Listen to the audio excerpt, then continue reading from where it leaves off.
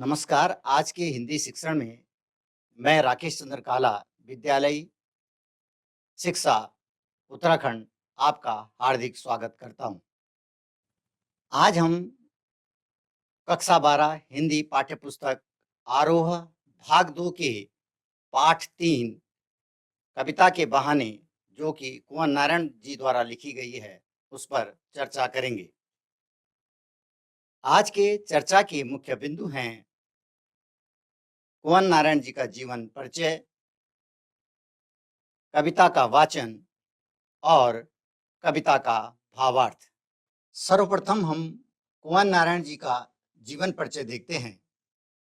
कुंवर नारायण जी का जन्म 19 सितंबर सन 1927 को उत्तर प्रदेश में हुआ। इनकी प्रमुख रचनाएं चक्रव्यूह, परिवेश, हम तुम, अपने सामने, कोई दूसरा नहीं, इन दिनों, ये इनके काव्य संग्रह हैं। आत्मजयी इनका प्रबंध काव्य है। आकारों के आसपास ये इनका कहानी संग्रह है। आज और आज से पहले ये इनका समीक्षा है। इसके अलावा मेरे साक्षात्कार इन्होंने सामान्य विषयों पर लिखा है। कुंवर नारायण जी को जो प्रमुख पुरस्कार प्राप्त हुए हैं, उनमें साहित्य अकादमी का पुरस्कार, कुमारन आसान पुरस्कार, व्यास सम्मान, प्रेमचंद्र पुरस्कार, लोहिया सम्मान, कबीर सम्मान और मुख्य रूप से जो कि हिंदी साहित्य का या किसी भी साहित्य का सबसे बड़ा पुरस्कार है, वो ज्ञानपीठ पुरस्कार इन्हें मिला हुआ है। कुंवर नारायण जी का निधन 2017 में दिल्ली में हुआ। इनकी जो प्रसिद्ध लाइनें हैं वो हैं, न जाने कब से बंद एक दिन इस तरह खुला घर का दरवाजा, जैसे गर्द से ढकी हर पुरानी किताब खोलने की बात कहने वाले कुंवर नारायण ने सन 1950 के आसपास काव्य लेखन की शुरुआत की। गर्द से ढकी किताब का मतलब है धूल से ढकी हुई किताब। गर्द का मतलब होता है धूल। धूल से ढकी किताब को जब हम खोलते हैं और हमें लगता है कि जब हम उसको देखते हैं या उसको पढ़ते हैं तो लगता है कि उस जिस किताब को हमने धूल से ढक दिया था उसके अंदर कितनी महत्वपूर्ण बातें हैं। तो ऐसे ही किताबों को, जिंदगी की किताबों को खोला है कुंवर नारायण जी ने। उन्होंने कविता के अलावा चिंतन परन लेख, कहानियां और सिनेमा तथा अन्य कलाओं पर समीक्षाएं भी लिखी हैं। जो समीक्षाएं होती हैं, ये ऐसे लेख होते हैं जो कि किसी विषय पर गुण दोष के आधार पर उसकी विवेचना करके लिखे जाते हैं। तो इन्होंने विभिन्न कहानियों पर, सिनेमा पर और अन्य जितने भी लेख हैं उन पर भी समीक्षाएं लिखी हुई हैं। किंतु कविता की विधा को उनके सृजन क्रम में हमेशा प्राथमिकता प्राप्त रही।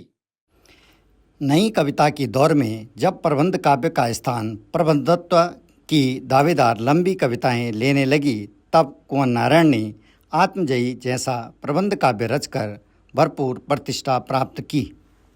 यहाँ पर प्रबंध काव्य से मतलब है ऐसी कथा जिसको काव्य रूप में लिखा जाता है और जो कि जिसकी कथा की आदि से लेकर अंत तक, कहने का शुरू से लेकर अंत तक हम उसको क्रमबद्ध रूप से कविता में लिखते हैं, उसको प्रबंध काव्य कहते हैं। उन्होंने आत्मजयी जैसा प्रबंध काव्य लिखा और उससे भरपूर प्रतिष्ठा प्राप्त की। आलोचक मानते हैं कि उनकी कविता में व्यर्थ का उलझाव, अखबारी सतहीपन और वैचारिक धुंध के बजाय संयम, परिष्कार और साफ सुथरापन है।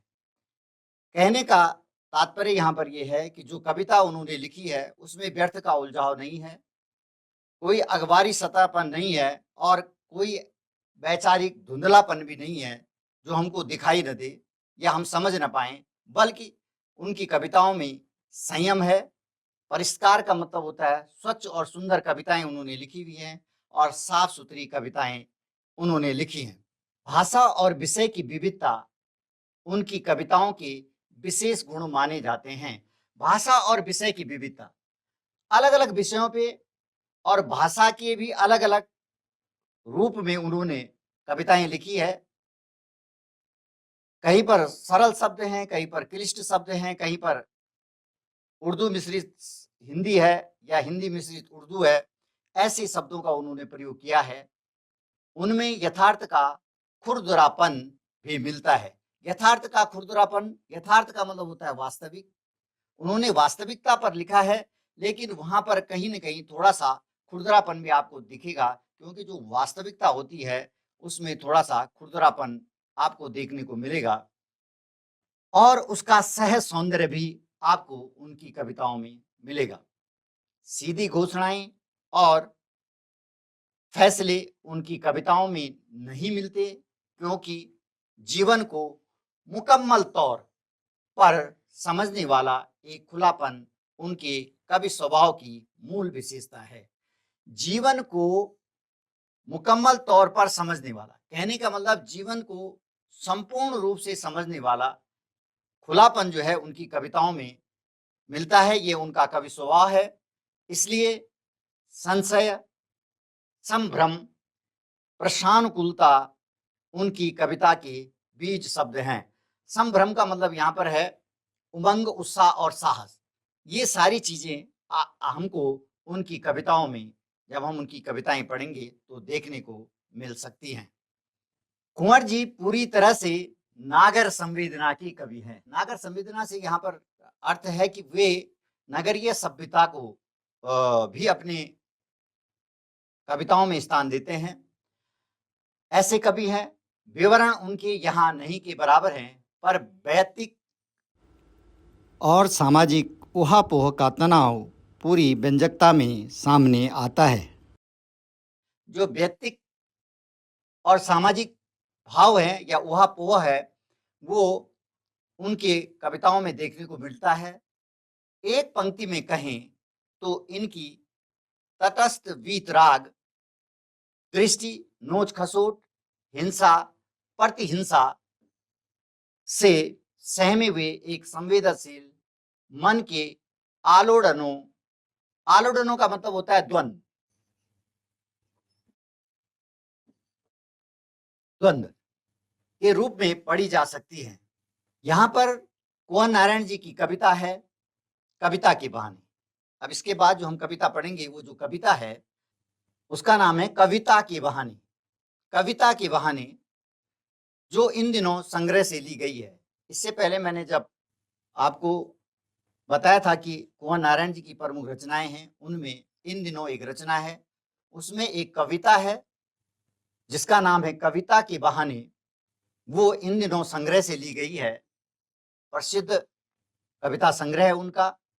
कविता के बहाने कविता में आज का समय कविता के वजूद को लेकर आशंकित है।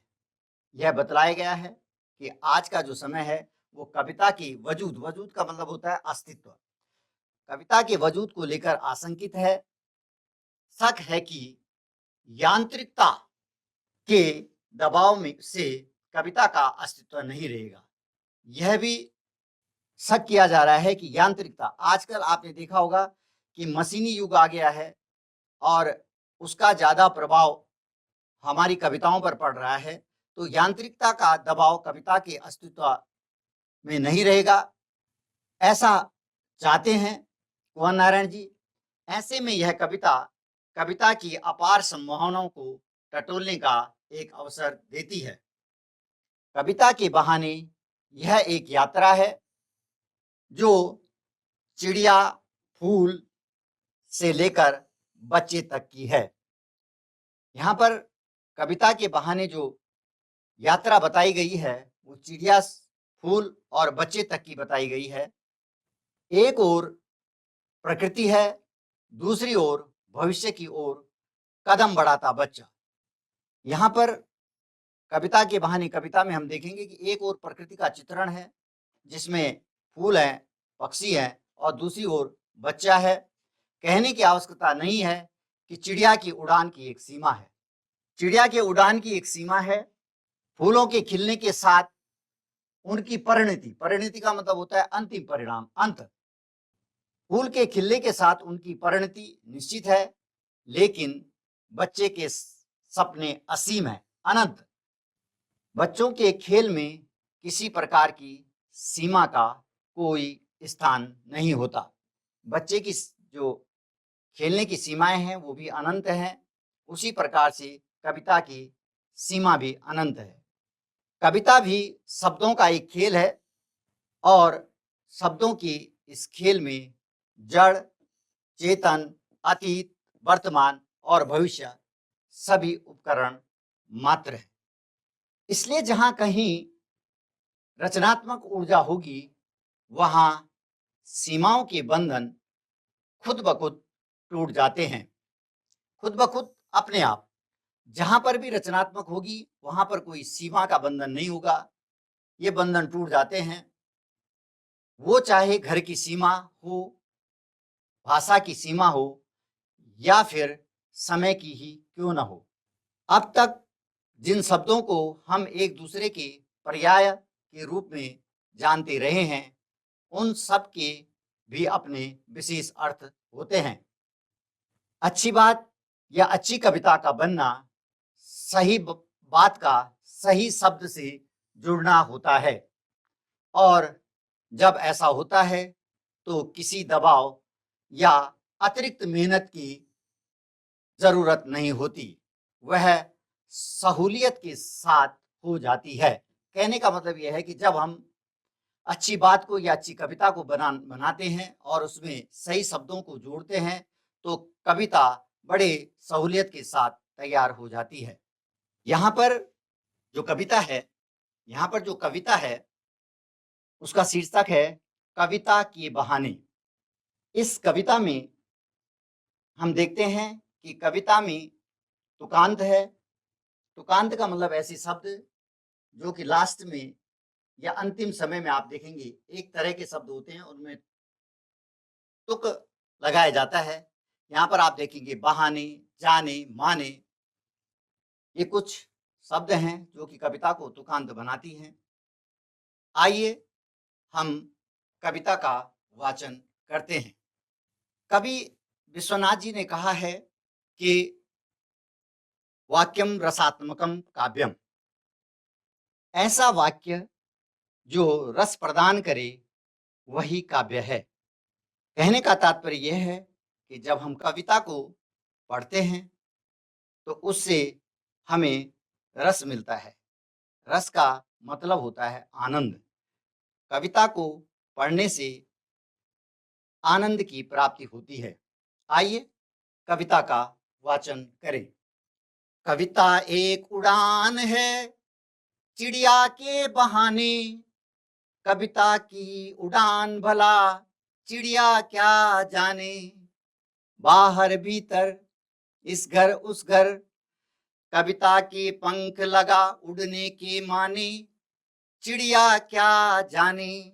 कविता एक खिलना है फूलों के बहाने, कविता का खिलना भला फूल क्या जाने। बाहर भीतर इस घर उस घर, बिना मुरझाए महकने के माने, फूल क्या जाने। कविता एक खेल है बच्चों के बहाने, बाहर भीतर यह घर वह घर, सब घर एक कर देने के माने, बच्चा ही जाने। आइए अब जब हमने कविता को सस्वर वाचन किया उसके बाद देखते हैं कि कवि कुंवर नारायण कविता के बहाने में क्या भाव रखते हैं या क्या कहना चाहते हैं। उनका कविता के बहाने में कविता के बारे में क्या विचार है। कविता एक उड़ान है चिड़िया के बहाने। यहाँ पर जो बहाने शब्द हैं ये एक दिखावा करने का प्रयास कर रहे हैं कि यदि हम कविता को चिड़िया के साथ तुलना करें और कविता की उड़ान को चिड़िया की उड़ान से तुलना करें तो चिड़िया जो है वो कविता की उड़ान को नहीं समझ सकती है। कहने का मतलब ये है कि कविता एक उड़ान है चिड़िया के बहाने। चिड़िया के बहाने यदि हम कविता की उड़ान को संदर्भित करते हैं तो इस उड़ान को चिड़िया नहीं समझ सकती है। चिड़िया जो है वो बाहर भीतर, इस घर उस घर, पंख लगा के उड़ने के माने तो समझ सकती है, और ये सिर्फ चिड़िया ही जानते हैं। लेकिन कविता के पंख के बारे में चिड़िया नहीं जान सकती है। कवि कुंवर नारायण कहना चाहते हैं कि कविता की उड़ान की और चिड़िया की उड़ान की कोई तुलना नहीं की जा सकती है। पुनः हम देखते हैं, कविता एक उड़ान है चिड़िया के बहाने। कहने का तात्पर्य है कि कविता की उड़ान को हम यदि चिड़िया की उड़ान के बहाने संदर्भित करें या तुलना करें तो कविता की उड़ान को चिड़िया भली भांति नहीं जान सकती है। चिड़िया बाहर भीतर, इस घर उस घर, बाहर और भीतर, इस घर में और उस घर में पंख लगा करके उड़ने का मतलब तो जानती है, लेकिन कविता के पंख से उसकी तुलना नहीं की जा सकती है। चिड़िया क्या जाने, प्रश्नवाचक है। कहने का मतलब यह है कि कविता के पंख की जो उड़ान है उसको चिड़िया से तुलना नहीं की जा सकती है, उसको चिड़िया भी नहीं जान सकती है। दो शब्द यहाँ पर आए हैं, बहाने और माने। बहाने और माने। बहाने का मतलब होता है दिखावा या ढोंग करना, और माने का अर्थ है मतलब। कविता एक खिलना है फूलों के बहाने। कवि कुंवर नारायण जी यहाँ पर कहना चाह रहे हैं कि कविता एक खिलना है, जिस प्रकार से फूलों के बहाने, यदि फूलों से हम उनकी तुलना करते हैं, जैसे फूल खिलते हैं उसी प्रकार से कविता भी खिलती है। कविता के भाव भी खिलते हैं, कविता के विचार भी खिलते हैं जैसे फूल खिलते हैं। लेकिन कविता का खिलना और फूल का खिलना, फूल क्या जाने, कविता का खिलना भला फूल क्या जाने। कविता का खिलना और फूल का खिलना दोनों अलग हैं। इन दोनों में की सीमाएं अलग हैं, इनकी तुलना नहीं की जा सकती है, क्योंकि बाहर भीतर, इस घर उस घर, बिना मुरझाए महकने के माने। बाहर भीतर, इस घर उस घर, बिना मुरझाए महकने के माने फूल क्या जाने। फिर प्रश्नवाचक है कि फूल क्या जाने। फूल नहीं जान सकता है कि कविता किस प्रकार से बाहर भीतर, इस घर उस घर, बिना मुरझाए महकती रहती है। ये फूल नहीं जानता है, क्योंकि फूल के खिलने की एक सीमा होती है और उसके बाद वह फूल खिलता है और खिलने के बाद उसकी परिणति होती है मुरझाने के रूप में, और मुरझा करके गिर जाता है और फूल जो है वो समाप्त हो जाता है। लेकिन जो कविता होती है उसकी सीमा अनंत है, वह कभी भी, उसके भाव कभी भी नष्ट नहीं होते हैं, वह चिर स्मरणीय होती है। तो इसलिए यहाँ पर ये प्रश्नवाचक कवि ने दिया हुआ है कि फूल क्या जाने, कहने का मतलब बिना मुरझाए महकने के माने। बिना मुरझाए महकना फूल भी नहीं जान सकता है, जबकि कविता का खिलना जो है वो बिना मुरझाए महकना है। कविता एक खेल है बच्चों के बहाने। अब यहाँ पर देखेंगे कि कविता एक खेल है बच्चों के बहाने। पहले दो जो हमने आगे पढ़े हैं, पहले दो खंड जो हमने आगे पढ़े हैं कविता के, उसमें देखा होगा आपने कि बच्चे जो यहाँ पर बच्चे का खेल है, इससे पहले चिड़िया की उड़ान है, और उससे पहले फूलों का खिलना है। ये आपने देखा होगा। यहाँ पर कह रहे हैं कि कविता एक खेल है बच्चों के बहाने। यदि बच्चों के बहाने हम कविता को तुलना करते हैं बच्चों के खेल से, तो हम देखेंगे कि बाहर भीतर, यह घर वह घर, सब एक कर देने की माने बच्चा ही जाने। कहने का मतलब यह है कि इस घर में उस घर में, बाहर और भीतर, सब घर को एक कर देने के माने केवल बच्चा ही जानता है। जिस प्रकार से बच्चा यहाँ वहाँ, इस घर उस घर और सब घरों में एकता को स्थापित करता है, उसी प्रकार से कविता भी शब्दों का एक खेल है। शब्दों का खेल है, कविता एक खेल है। कैसा खेल है? शब्दों का खेल। कविता एक खेल है बच्चों के बहाने, कविता भी शब्दों का खेल है। और जिस प्रकार बच्चों की खेल की सीमा अनंत है, बच्चों के खेल की सीमा अनंत है, उसकी कोई सीमा नहीं है। बच्चों की सोच की सीमा अनंत है, जिस प्रकार से बच्चे सोचते हैं, जिस प्रकार से खेलते हैं, वो अनंत है, उसकी सीमा निश्चित नहीं है, अनंत जाकर के चिरस्मरणीय रहती है।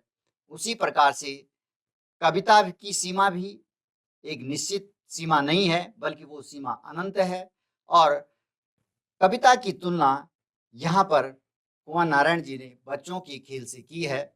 और जिस प्रकार से बच्चे सब में एकता स्थापित करते हैं, उसी प्रकार कविता के भाव, कविता के शब्द भी एक खेल की भांति हम सब में एकता का संचार करते हैं। तो इस प्रकार हमने देखा कि कविता के बहाने, कविता में कवि कुंवर नारायण जी ने कविता की तुलना बच्चे के खेल से की है और यह बताने का प्रयास किया है कि किस प्रकार से बच्चों का खेल और कविता में शब्दों का खेल का सामंजस्य बिल्कुल ठीक बैठता है।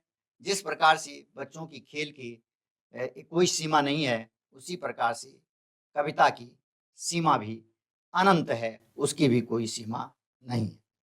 आइए आज हमने जो चर्चा की है उसका संक्षिप्त मूल्यांकन करते हैं। कविता के बहाने, कविता में किन किन बहानों से कविता की बात कही गई है। यहाँ पर हम देखेंगे कि कवि ने कविता के बहाने, कविता में जिन जिन बहानों की बात की गई है उनमें नंबर 1, कविता के बहाने को चिड़िया के बहाने से तुलना की गई है। बताया गया है कि कविता की तुलना चिड़िया से नहीं की जा सकती है, चिड़िया के उड़ान से नहीं की जा सकती है। कविता के बहाने कविता की तुलना फूल के खिलने से की गई है और बतलाया गया है कि फूल के खिलने की भी एक सीमा है और उसकी परिणति निश्चित है। जबकि कविता की उड़ान और कविता की महकने के माने अनंत है। कविता की जो बहाने हैं वो बच्चों के खेल के बहाने से उसकी तुलना की गई है और बताया गया है कि जिस प्रकार से सब घर को एकता के सूत्र में बच्चे बांध देते हैं और जिस प्रकार से बच्चों का जो खेल होता है उसकी कोई सीमा नहीं होती है, वह अनंत होते हैं, उसी प्रकार से कविता की उड़ान भी अनंत है, उसकी कोई सीमा नहीं है। कविता की खेल और बच्चों के खेल में क्या साम्य है? साम्य का अर्थ होता है समानता। कविता का खेल और बच्चों का खेल में समानता यह है कि इनकी सीमाएं अनंत हैं। जिस प्रकार से बच्चों के खेल की सीमाएं अनंत होती हैं, उसी प्रकार से कविता की सीमा भी अनंत होती है। आइए अब हम देखते हैं कि आज हमने जिन बिंदुओं पर चर्चा की उनमें पहला है कुंवर नारायण का जीवन परिचय, कविता का वाचन और कविता का भावार्थ। आज हमने जो चर्चा की उस पर गृह कार्य आपको देते हैं। पहला है कि आप अपने आसपास बच्चों के खेल और चिड़िया के खेल का अवलोकन कीजिए और उसकी एक सूची तैयार कीजिए। दूसरा है पंख और पक्ष शब्द में अंतर स्पष्ट कीजिए। आशा है हमने जिन जिन बिंदुओं पर आज चर्चा की है वो आपको भली भांति समझ आ गए होंगे। मिलते हैं एक नया अध्याय के साथ, तब तक के लिए धन्यवाद।